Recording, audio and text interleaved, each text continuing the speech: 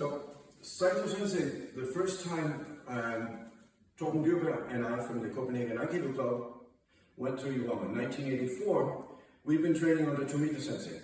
And Tomita Sensei's Hanmi was sort of old school.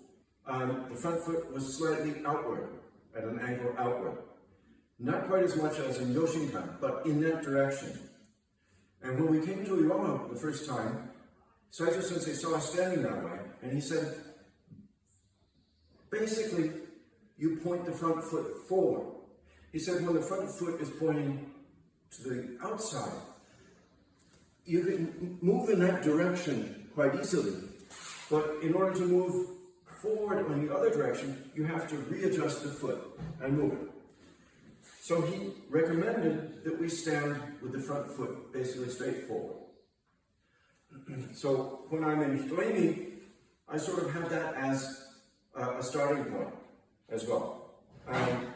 Front foot is angled because when the hips are completely engaged, then if I don't angle that foot, I'm putting too much torque on the knee.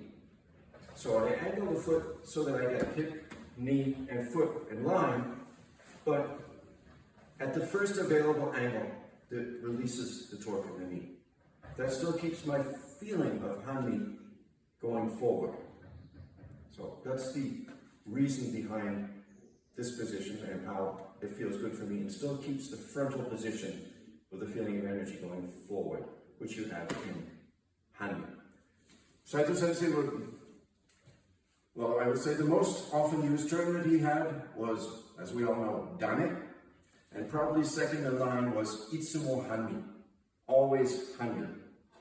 So I like to try to remember that and to stay with that as a kind of focus point.